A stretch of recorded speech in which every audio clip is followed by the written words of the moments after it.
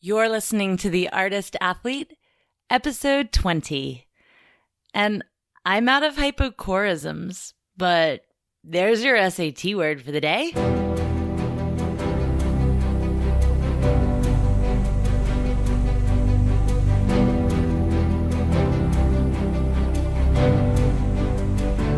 This podcast is dedicated to circus. It's a place for professionals in the industry to share their stories, viewpoints, and information, and a place for outsiders to learn about all the possibilities this amazing art form has to offer. Hello, friends, fans, and enemies. I'm Shannon McKenna, and I'm the host of the Artist Athlete podcast and the founder of theartistathlete.com. My guest today is Dr. Emily Scherb. But before we get to her interview, I have another little interview to share with you all. An interview with my very first enemy. Yep, I have an enemy. Now, I want to be clear here. Enemies are not always bad. Sometimes, enemies are the things that push you to improve. They're the people that exist to show you what you really want out of life, what you're willing to fight for. In some ways, enemies are as important as friends. In my case, enemies are the people who pledge $30 a month or more to support the podcast at patreon.com/theartistathlete. My first enemy, Chris Alston, is an aerialist in Greenville, South Carolina, who's also a professional mascot. And I wanted to Skype him up personally to thank him. Here's a snippet of that conversation. How's it going? It's going. That's good. Hockey starts in 2 months, so I've been having to put some mascot time in lately. It's been fun. What does mascot time look like? Well, right now it's just community appearances. Last week I went to the local children's hospital and, made some kids' day and stuff. That's cool. Yeah. That's super cool. Well, Chris, thanks so much for your Patreon-ship this. I don't know if there's an exact word for it. I don't know either. I think I just made it up, actually, the exact word for it. Okay. What can I ask? What inspired you to give? So I don't want to sound like a Patreon whore, but I sponsor quite a few people on Patreon if I think they're doing something cool, whether they're an artist or a cosplayer or people that make podcasts or whatever. Like if I think they're doing something cool and it's something that's pretty big in my life, then I want to give back because I can. You give to a lot of Patreons and you're a Patreon whore, but for me, it's really special. So I really appreciate it. Yeah. I mean, it's really awesome. I've loved having your podcast. Like it filled that gap of like what's going on in circus and all these cool people that are traveling around and doing what I want to do, then get to hear their side of the tale, Well, thanks so much, Chris. I'll let you run and enjoy your evening. Good talking to you, Chris. You too, Shannon. Bye. Bye. Chris recorded a 20-second message that will play at the end of every episode forever. Or at least until he stops sending me $30 a month. So, stay tuned at the end to hear that. Now, about Dr. Emily Scherb. Dr. Emily Scherb is the owner of Pure Motion Physical Therapy in Seattle, Washington. She's also the resident physical therapist at Sanka, a circus school where she works with the students and staff to keep their bodies healthy. Since 1992, Dr. Scherb has trained, taught, and performed aerial arts all around the world. With her love of circus arts and the circus community, she has dedicated her practice to educating performers of all levels to prevent and recover from injuries through proper movement, balance strength, and joint motion. Dr. Scherb also lectures nationwide to educate healthcare professionals on unique challenges of treating and understanding the needs of circus artists. She continues to train trapeze in her free time. On Tuesday, August 28th of 2018, Dr. Scherb will release The Applied Anatomy of Aerial Arts, an illustrated guide to strength and flexibility training and injury prevention. If you're a Patreon, go to the Patreon site and you'll find a discount code for 35% off Dr. Scherb's book. Let's get to the interview with Dr. Emily Scherb. And Emily, I like to think that the first thing I ask my guests is to introduce themselves, but really, I always ask how to pronounce their last names. Absolutely. How do you pronounce your last name, Emily? Sure. You've got it. Very nice. Yeah. Sweet. Very well done. Emily Scherb. Can you tell the people at home who you are and what you do? Absolutely. I am a doctor of physical therapy who specializes in the education and care of circus artists and everything that goes with that. I have been an aerialist for over 25 years, and I've been teaching, for about over 20 of those years. And I've been a PT for the last decade, and have had the great fortune of being able to combine these two things into taking care of a population that has been so good to me. Oh, cool. So you were an aerialist before you were a PT. Oh, yeah. So how did that start? Yeah, so I started in 1992. I was a gymnast first and went to summer camp and found circus. And I was like, well, this is cool. I can basically train just as hard, but instead of competing, now people just clap. So instead of getting scored and everyone's silent, you get smiles and applause. I'm like, oh, this is fantastic. So I kind of, back in 92, started making that transition from being a gymnast to being a circus artist. But circus wasn't as accessible then as it is now. And so it was a lot harder. I could do it at summer camp during the summers. And then eventually when I got a license, I could drive. I was living in New Jersey at the time and with my parents because I was a kid. And I could drive into Manhattan and take static trapeze lessons with Chelsea Bacon, who was pretty much the only person teaching in New York at the time, or one of very few. I should correct myself. One of very few people teaching in New York at the time. And I would drive basically an hour into the city, take an hour lesson, drive an hour home. And that was like the only option. Did she have her own studio? Where was she teaching? No, she rented a point in the gymnastics gym at Chelsea Piers. Okay. So like there was no circus school. There was none of that we all just have now, all these resources. I don't think there was even TSNY in 92. No, TSNY was 2002. I was there for that. So yeah, that was 97, 98, somewhere in there.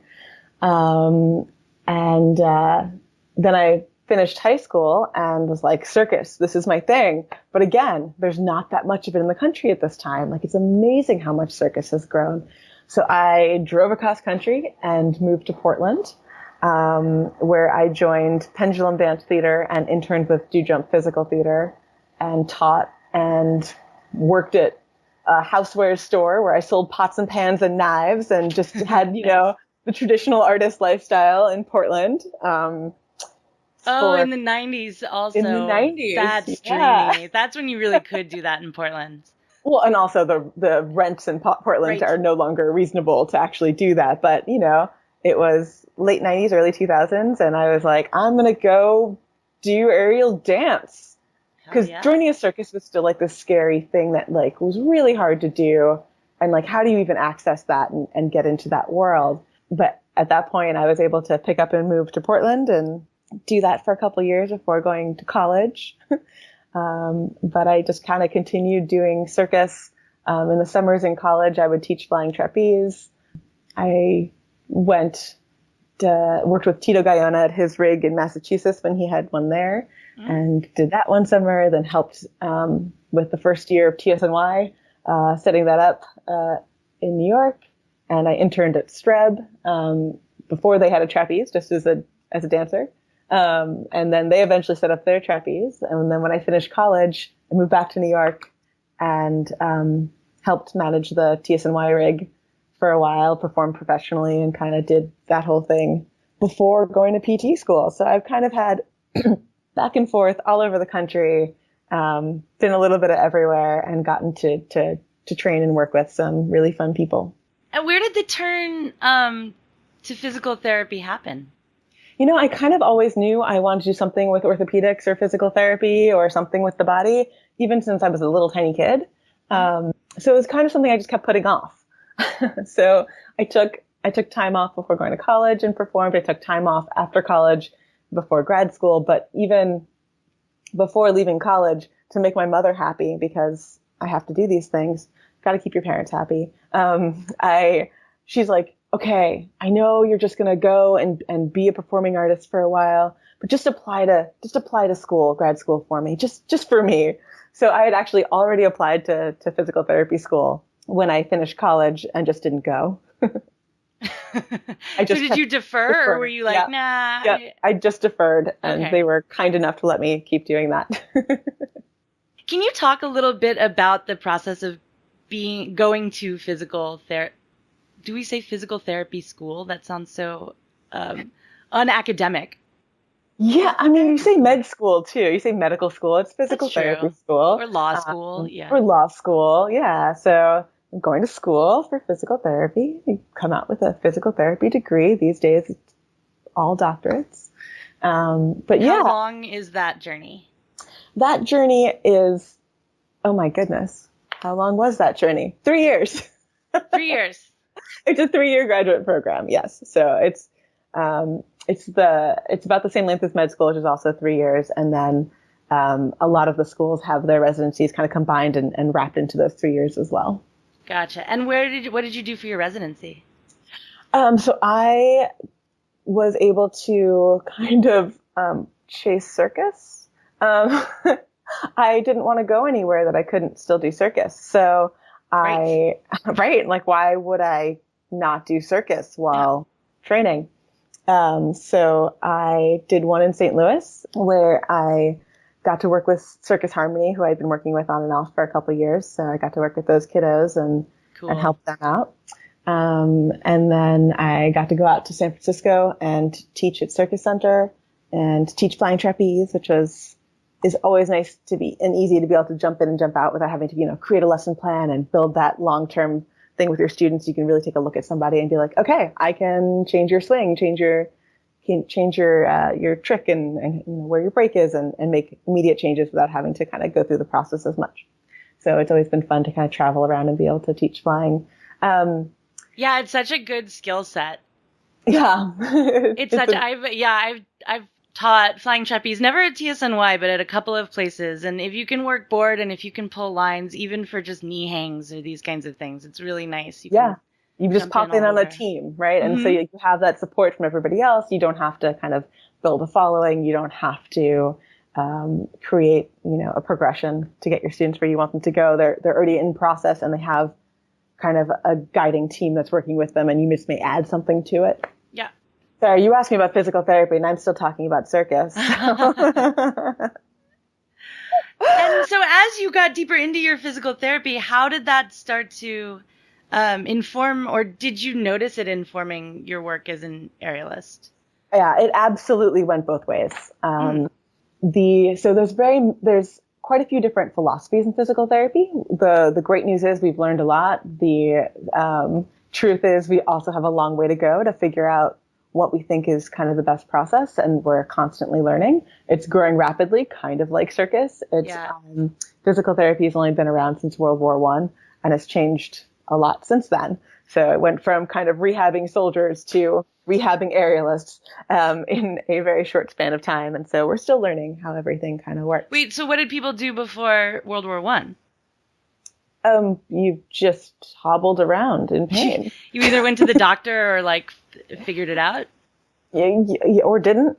Sure, yeah. Right? So there's a lot of the idea of that you don't have to live with pain necessarily is kind of modern. That we're going to treat that we can treat that we either have drugs to treat that, like we're talking about opioids a lot lately, but even, over the counter stuff that pain is something that can be changed versus pain. That's just what you have after the age of that's just life. 20. Yeah, exactly. So that's new. The fact that we'd have to get people up and mobile and moving. The reason World War I was a thing is people survived, where our medical system had gotten good enough so that people survived war and may have lost a limb. And how do you get them to be a functional member of society again?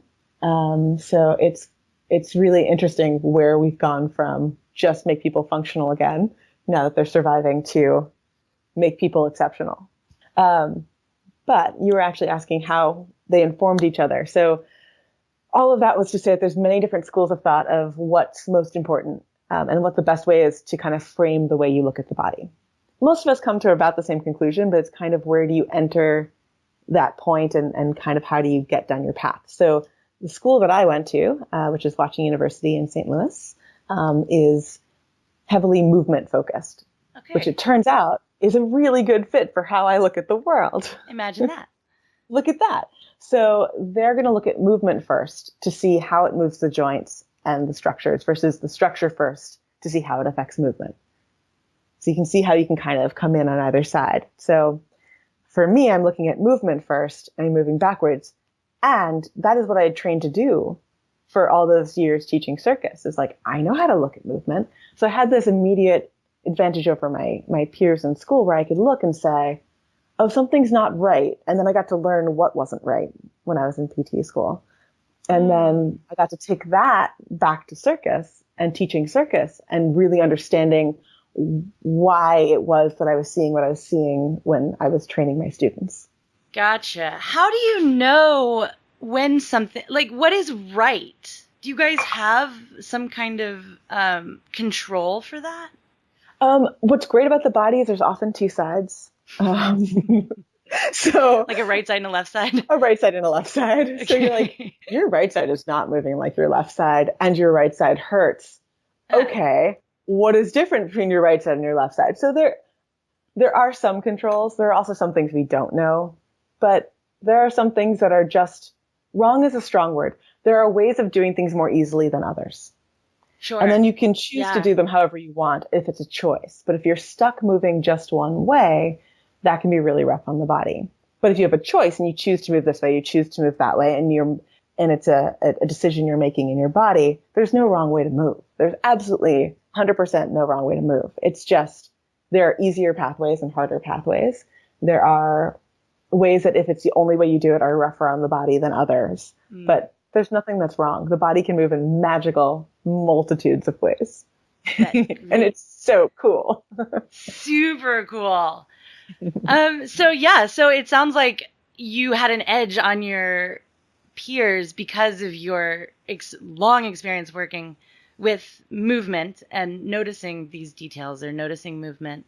And then as you went through your journey in PT school, did any of that kind of work inform what you were doing with your students in the air? Absolutely. So the first thing I noticed was, wow, I'm not moving efficiently. I'm super strong, but I'm kind of muscling my way through X, Y, or Z. And, why am I moving this way and how can I change it and what is better practice? And so I kind of started playing on my own body of, what works better or worse. Why would that be? And kind of thinking about it. I had great mentors at my university as well. And I would be like, okay, here's what I'm thinking. So if I'm doing this and it looks kind of like that and it feels like this, but I want to use it this way, like, what is this muscle actually doing? Like, we'd sit down and they'd be like, I have no idea. Hold on, let's talk about it. And it was really fun to kind of play and talk through some of those scenarios as well. So yeah, I kind of used myself as my own little science lab. And then I would also take it onto my students as well and be like, okay, so we've always talked about, I'm trying to think of a good, not overused example, but the easiest one is hanging. Like I was always taught, pull your shoulders down. And this is hanging like underneath a bar. Hanging underneath a bar or hanging from whatever. But like I was always taught, just pull your shoulders down. That's how you engage. And it's like, okay, there's nothing wrong with pulling your shoulders down. Like we do pull our shoulders down or our bodies up, as I like to say. But what actually should be happening? right? Like, it's not just pull down as hard as you can. It's not just make it happen. Like, where should the work be coming from? Why should it be coming from there? And not defaulting to the biggest muscle that you have available, but actually using what is the most effective and efficient to give you stability. And starting that early, because the earlier you start it with your students, the less they have to fix later. Like me, who I'm still struggling like a decade after realizing all this to try to change my own form. It's hard. It is Oh my hard. God. And there's no perfection, right? There's always just kind of this like dancing around it or towards it. Oh, there's never perfection. Kind of what I like to think. I could do a knee hang for an hour and kind of play with the different form and position in it. And I'd be sore and exhausted after. And like, that's a great practice for me. Like, this is fantastic. I'm like, where is that work coming from? How can I move it? Is this good form? What if I change this? What if I change that? How does that move it? I'm like, yeah, I can work on perfecting a knee hang forever. And I don't think that'll ever change. That's awesome. It's so those little details. Yeah, for sure. So you moved from St. Louis to, what brought you to Seattle? Seattle is where you're based now. Yeah. Seattle's where I'm based now, yeah. Okay. So after finishing PT school, I knew I wanted to head back to one of the coasts and kind of leave the Midwest behind because I'm born on the East Coast and it just seems like the right thing to do. And so I started looking for jobs. And again, this is now 2009. And even in 2009, and when I look for jobs, I mean, and also circus schools. Yeah. Because I wasn't going to go move somewhere again that I wouldn't have a community to come join. And I didn't quite realize how circus focused my career would end up being, but I knew I wanted to work with circus artists, at least in some way. And so I was looking for a circus school and a flying trapeze rig and a job. And so in 2009, that kind of limited things. Yeah. You know, I could go back to New York, but I was like, no, I'm going on a new adventure. It's like, not New York. And then full-time rigs, you know, there was one in Denver that was, well, it wasn't full-time, but it's a like group collective. San Francisco, Seattle had just opened 2 or was about to open 2. Neither one was open yet.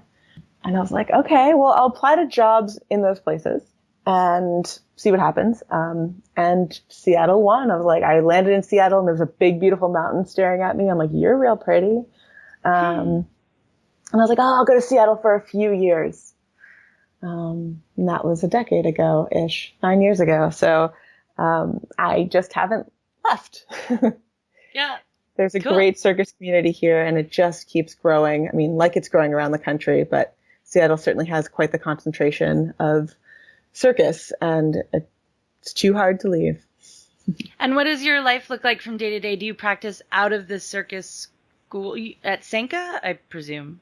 I am out of Sanka a half day a week, sometimes a full day, depending on what the demand is. And then I have an actual separate office as well because we have so many circus schools from north to south of the city. Seattle's like, you can't throw a rock in that town. You really can't. We have like 5 big ones and 3 small ones, and I'm probably missing all the pole studios. No, I know I'm missing all the pole studios, and I'm missing, you know, everybody else who teaches circus. There's so very much circus in Seattle. So I have another separate office as well. But Sanka was so big when I first got here and so good to me. So I have a little office there as well. And do you exclusively see circus artists or do you have other populations? Not exclusively, but certainly a large majority. I see other performing artists as well, dancers, a lot of parkour, which is really fun. Some climbers, and then their normal partners and other people that find me. But yeah, I'd say about 85 to 90% of my clients are circus, and then a little bit of other. And what's the most common injury you see from circus artists? Chronic shoulder pain. That checks out. That makes sense. Yeah, not even hesitation. It's What's really interesting is that's what I see in clinic. And there was one research paper that was just published this year that was like, hey, yeah, shoulder injuries are kind of a thing. But prior to this year, all of the research, and there's been quite a few studies, have said that the biggest injuries are ankle and low back, which is interesting because I think what they're catching is that all the circus apparatus are mixed, so even tumbling. and floor work is on there. Yeah, that's what I was going to ask, because I think we should maybe go back and say, when you see this population of circus artists in the population of circus artists, like I just wore out, I just fatigued my rotator cuff ginormously for the first time ever, and I did it juggling. Yeah. Oh, yeah. All that stabilizing. Yeah. And now you're doing it with your arms in front of you. You don't do that, right? Like, you're up here. Girl, I'm so mad. I'm so sorry. It's all right. This podcast is brought to you by The Artist Athlete. Did you know that The Artist Athlete is more than just a podcast? It's a growing online resource for students of the aerial arts to deepen their journey to badassery by accessing techniques approved by physical therapists and master coaches in the industry. Our current spotlight is on the fundamentals of aerial alignment, a practical manual for hanging upside down. This online manual is a step-by-step guide. It is complete with photos, videos, and exercises that you can implement immediately to help you gain the strength and awareness you need for an aerial practice that promotes shoulder health and longevity and good posture upright, so you don't walk around like a gorilla. But don't just take my word for it. Here's circus physical therapist Dr. Jen Crane of Cirque Physio to tell you more. The fundamentals of aerial alignment is an absolute must-have for every aerialist of every level. I can't even tell you how many shoulder injuries I treat that are a direct result of rushing past the basics in an attempt to get a trick too soon. In the manual, Shannon deconstructs the fundamentals, including the correct muscular engagement to safely arrive in these positions and the rationale for why it matters. Of course, in addition to all of these fabulous pearls of wisdom, the book is also ridiculously fun to read.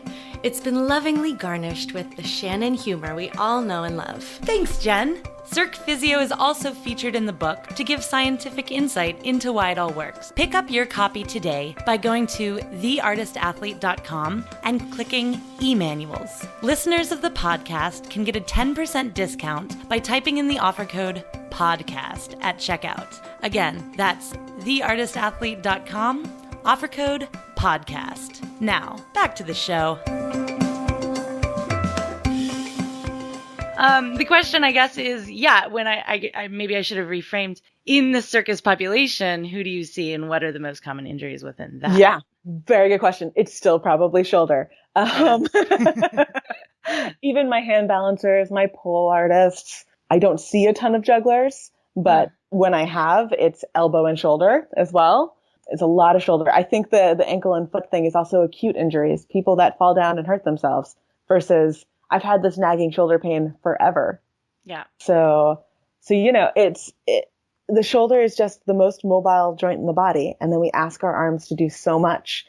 And most daily human activities that aren't circus based don't ask a lot of that of your arms. You're working kind of in the middle of your range right in front of you, instead of working all the way up overhead or all the way down at your side or all the way behind you, or, holding your full body weight, either upside down or right side up. There's so much we ask these really, really mobile joints to do. And we're asking them to do a lot of it. And even though you're an aerialist, when you juggle, you probably hadn't juggled that much and kind of slowly built up that load capacity of your Nope, tissue. I just jumped in and was like, all right, 4 hours, let's do this. Oh my gosh. Yeah. That is a lot of juggling. It was a lot of juggling. That's awesome though. Yeah, it was a week. But yeah, no, that makes sense. And something I really loved in your book actually was this chart that you have of pain versus soreness. Yeah. I want to get into the book, but absolutely. Let's talk about the book. Okay. The Applied Anatomy of Aerial Arts. Is this you on the cover? So formal. That is not me. That is a beautiful Seattle-based artist. Her name is Jody Poth. And what inspired you to write this book?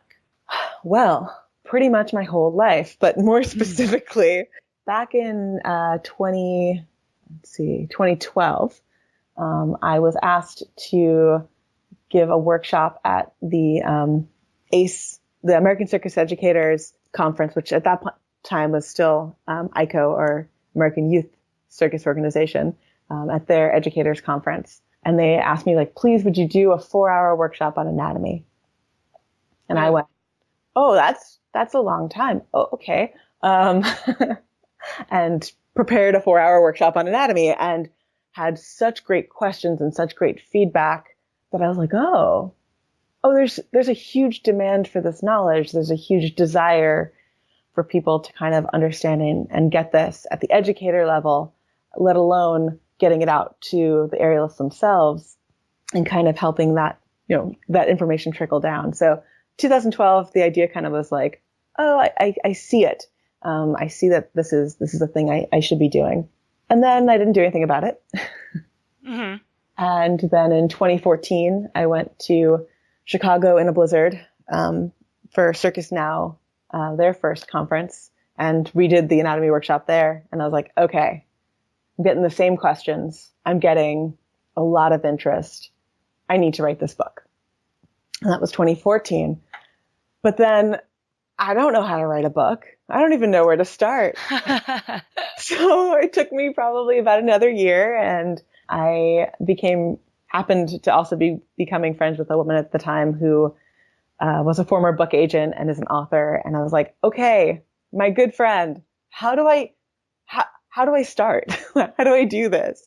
And so she walked me through the process. And basically I started by writing a proposal. Like, here's my proposed table of contents, and here's kind of what this would be about, and here's a preface for the book. And then I had to go and look and see what publishers publish this kind of book. Like, the publisher that's publishing a kid's book that's all fiction is not going to be interested in an anatomy book for adults. Right. So you had to find the right publishers that would even be interested in the first place. And then I had to convince the publishers that we're an important audience and that we're a big enough audience. How did you do that? It took a long time. So I submitted my book proposal in spring, summer of 2016 to a couple publishers, and I didn't get a book contract until April 2017. How did I do that? I showed them the growth. Thankfully, now with the internet, one of the things, and the connectivity of everyone, one of the things we have are organizations like Circus Now and ACE, that people have been registering their schools and letting people know that they exist. And then there's all the schools that don't even know about those organizations and are, keep popping up and haven't been registered. But just showing, hey, in 2006, 2007, when the last book that was published in this kind of genre, which was a book about aerial dancing at the time, they listed all the circus schools in the US, all the full-time circus schools, and there were 6 or 7 of them. And now I'm like, hey guys, now there's over 250. And that was, 2 years ago. I'm like, now there's over 300. Wow. I had no idea it was that many. It is. So it's a really rough count because, again, I'm pulling from the data that these schools have submitted themselves to these larger organizations, and it's probably actually way low, would be my guess. It's probably even more, which is so amazing and so joyful to know that so many people are doing circus now. But I had to start there and just look, exponential growth over the last decade of the number of schools. Hey, I used Facebook. I'm like, there are Facebook groups with this many thousand people. And then I got to when they said no to me the first time, because they all did say no to me the first time, I got to come back and say, well, in the 3 months while you're considering my book, this Facebook group grew by 7,000 people. Mm-hmm. Or so I reached out. Liz Cooper is the monitor of one of the Facebook groups. I reached out to her and I'm like, hey, Liz, can you give me your numbers of how it changed? Have you been able to document how this group has grown? Just one group on Facebook. And the group you're talking about is Safety and Aerial Arts. Right? Yes, it is. Yeah. Yes. And so just looking at this one. The group that continually will pop up on this podcast for the rest of my life. Right. Because it's gotten so huge. It's where everyone kind of ends up.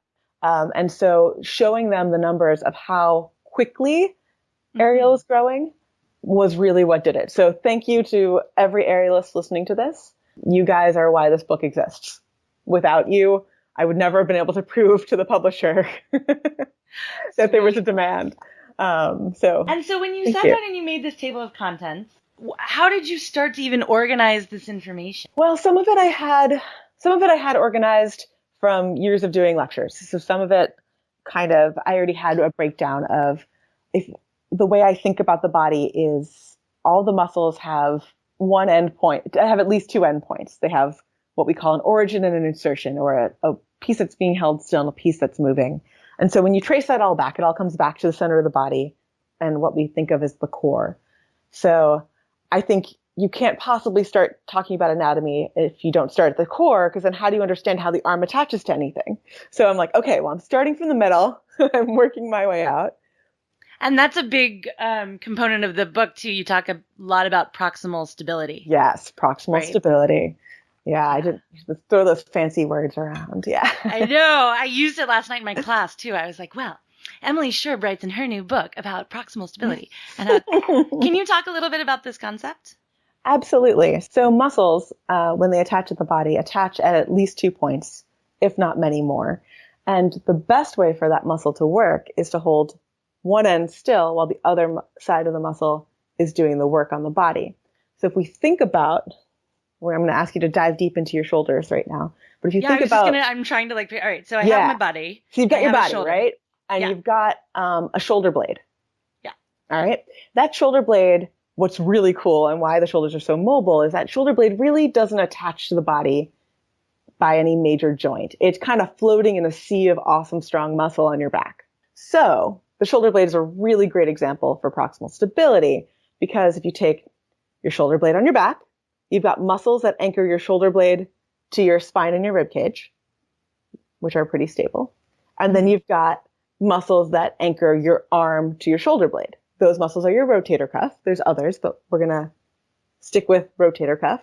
And let's go with the trapezius as the muscle that is anchoring your shoulder blade to your back. So you've got your trapezius holding your shoulder blade. You've got your rotator cuff holding your arm to your shoulder blade.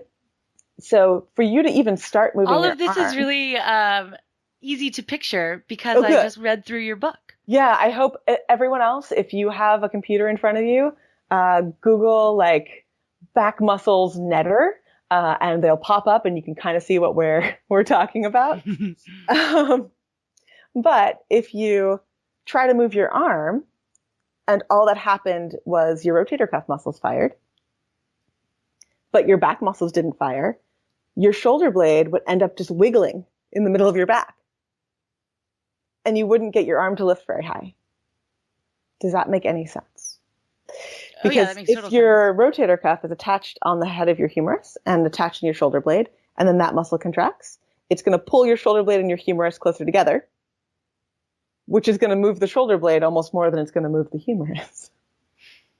But if you stabilize your shoulder blade on your back using that trapezius and all your other stabilizer muscles, now you're holding that end of your rotator cuff muscles still, and all they're doing is moving the humerus, and your shoulder blade doesn't move at all. And that's much more efficient movement because the muscle doesn't have to work so hard wiggling 2 bits. Instead, it just stays still on one end and moves the arm. So despite me trying to make that simple, I actually chose one of the most complex joints of the body to talk about in the book. But it's great because it really does. I mean, we have gone off into anatomical nerddom right now. Yes, absolutely. But I think that what's so lovely about everything you just said is it does address how complex this joint is. Oh, yeah. And as you mentioned before, how this is one of the primary complaints or quote unquote injuries you see in the circus population. Yeah, absolutely. Because there's so many different ways of moving the shoulder. Because it does kind of just hang out in muscle, and we have so many options of how we can move it, around in space and just getting the same move. Like if we want to raise our arm up over our head, yeah, there's a way that I like people to do it that I think is the least amount of stress on the joint. But there's so many ways one can raise their arm up over their head.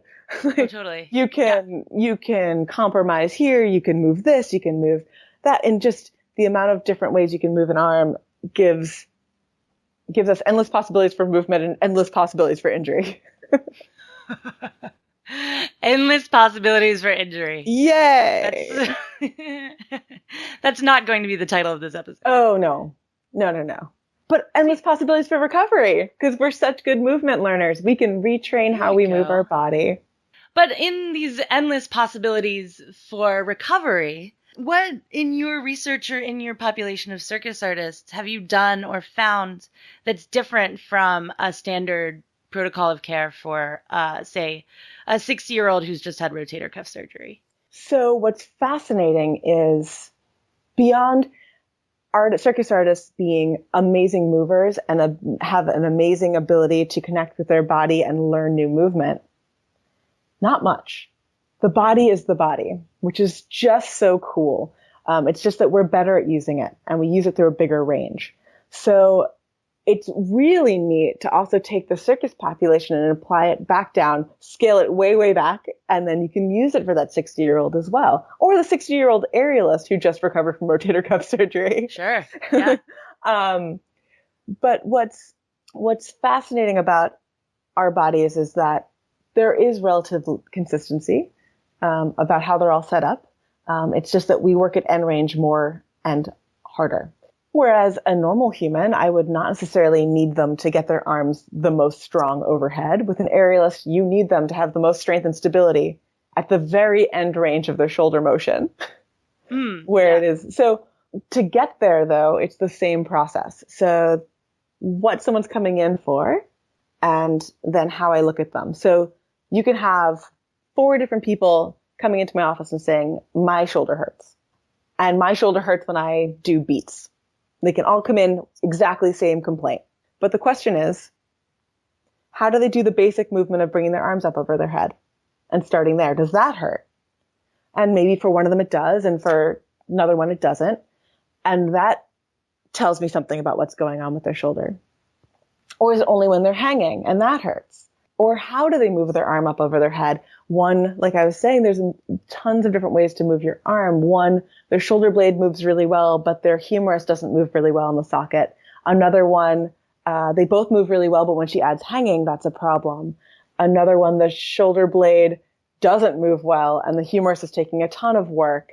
So there's so many different combinations, especially in a shoulder, on how people can move, that the same presentation can show up lots of different ways. And again, that can be true for the normal population too. But again, the difference with aerialists is they have similar stresses on their body, and they are overhead a lot. So the big difference is, to circle way back to your original question, is though they have the same bodies that they're working with, they spend more of their time with their arms up over their heads, or behind them, or, in a meat hook, or in a back flag.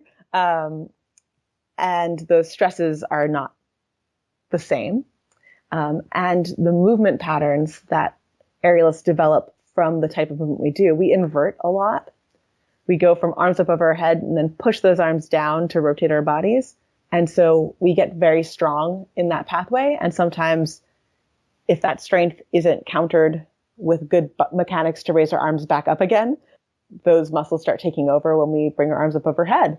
If you're using your giant lat muscles to pull your arms down to your body constantly, but you aren't as strong raising your arms up over your head, that can be problematic too. So sometimes doing aerial can be fighting your own flexibility challenges as well. It's so interesting. It's like I'm thinking about, it's your title is a physical therapist, and listening to that, it's kind of like I'm thinking about therapists, like mental therapists, or someone who, so you could have like 4 people who walk into the same office and are like, every time I see a dog, I puke. And it's like, well, one person sees a dog and they puke because when they were little, they got bitten by a dog. And one person sees a dog and they puke because when they were little, their dog Fido was like tragically taken away from them or something. Yeah. And it's like all of these origins result in the same, or show themselves in the same way in the body. Yeah. But you kind of have to go back through and do the research as to why. And then treat from there. Yeah. That's what makes it so fun, is I first look at the how.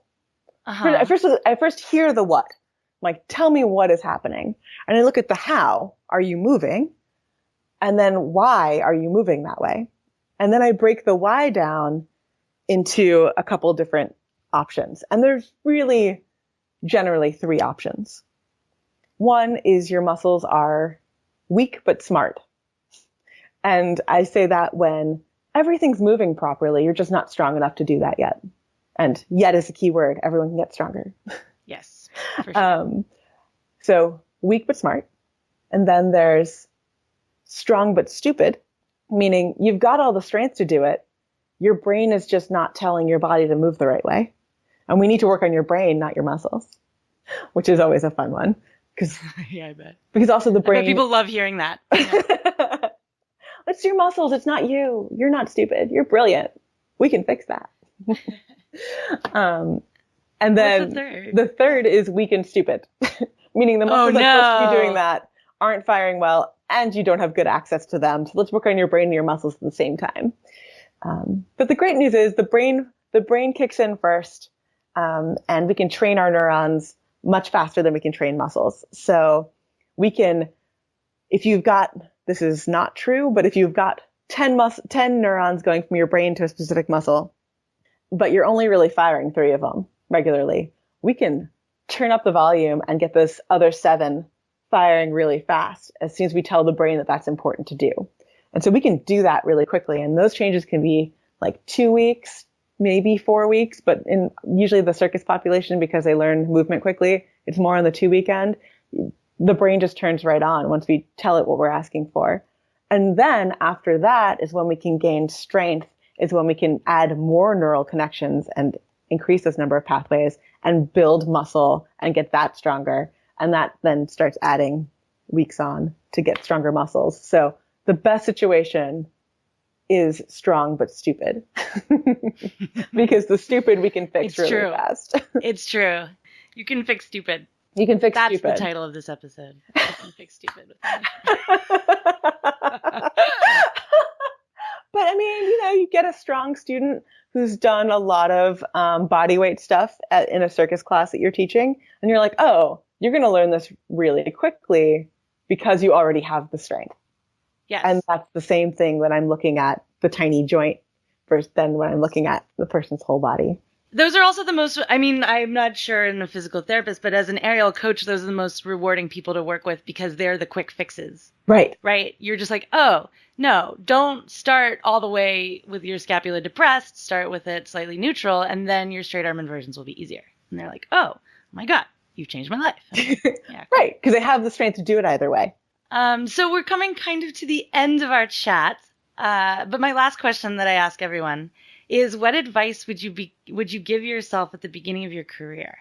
So a couple things. One, what I probably actually needed to hear was, don't be afraid to ask questions and say you don't know. And that's how you become the one with the answers, and also more questions. Yeah. Questions breed questions. But one of the things that I was told a lot at the beginning of my career is probably the thing that has stuck with me the most, which is just, it's not necessarily advice, but a way of looking at the world. Was in physical therapy school, they always told us the answer you're going to hear the most often is, it depends. And it does. It reminds me that every person who's walking into my office is an individual. It reminds me that it depends whether you're raising your arms up over your head on the ground, or whether you're hanging from your arms, or whether you're standing on your hands.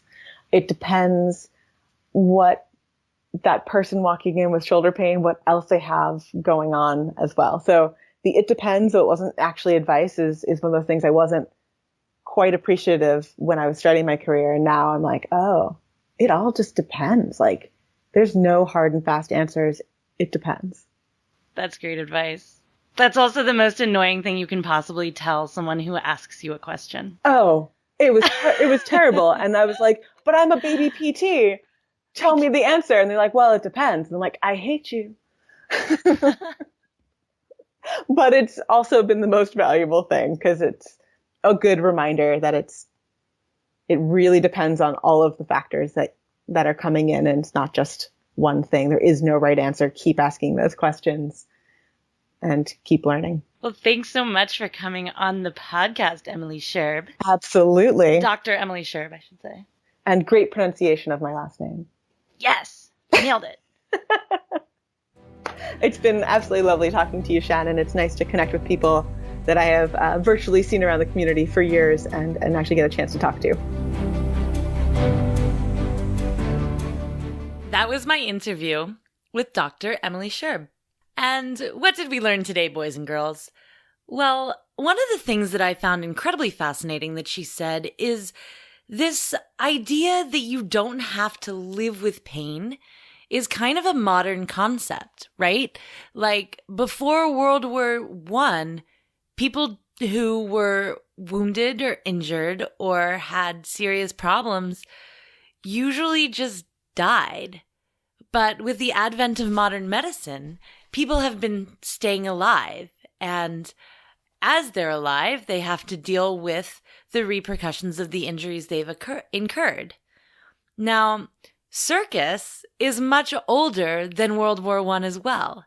And I think back to this very famous Russian proverb that is, an acrobat that does not wake up sore in the morning is dead. And I used to always say that to myself when I was walking to circus school, and I still kind of agree with it. I think a little bit of soreness is good for the soul.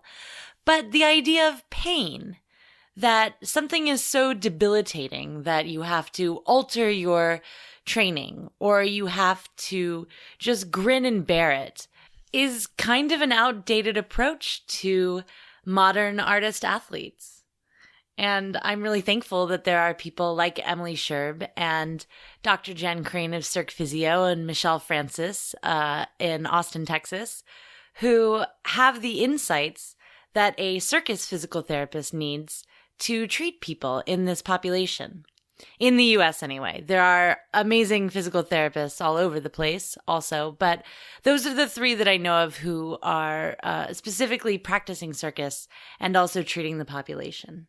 And Emily talks about how she learned to look at movement from her time as a circus performer and coach teaching flying trapeze.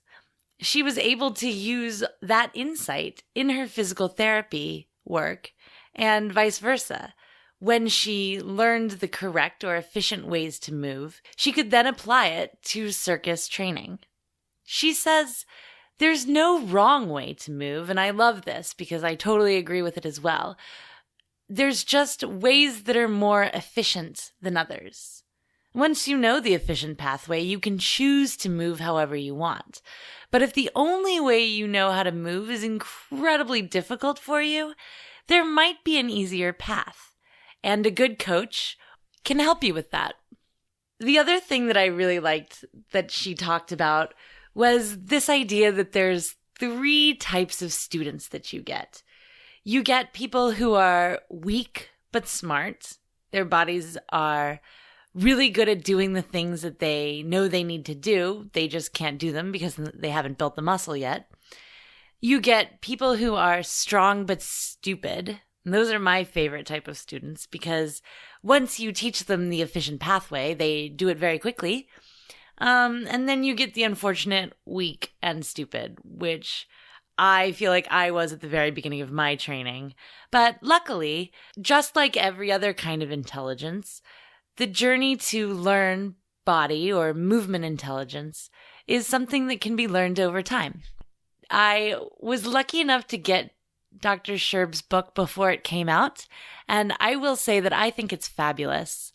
Again, if you're a Patreon, www.patreon.com/theartistathlete. If you go on, you'll get a discount code that's available the day it releases. That's Tuesday the 28th, for 35% off the book.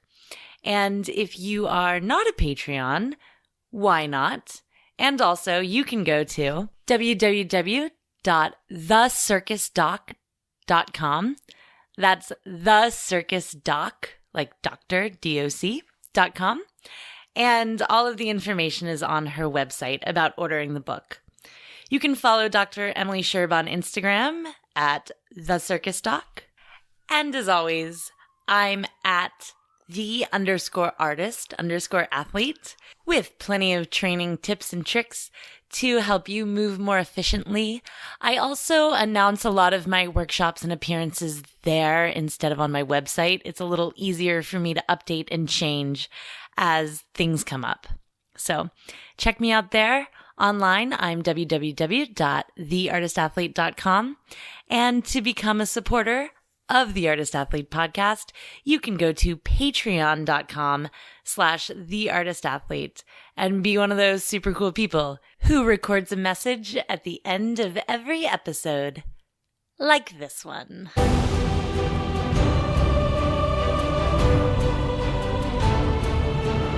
The Artist Athlete Podcast is supported solely by donations from people like you. Here's what some of those people have to say. Hey there, friends, fans, and enemies. This is Chris Alston, Patreon of the Artist Athlete Podcast. Straps artist and lyra performer and acrobat out of Greenville, South Carolina. So, if you're ever passing through, make sure to stop in and see me and my friends. We have a wonderful space, and we'd love to see you.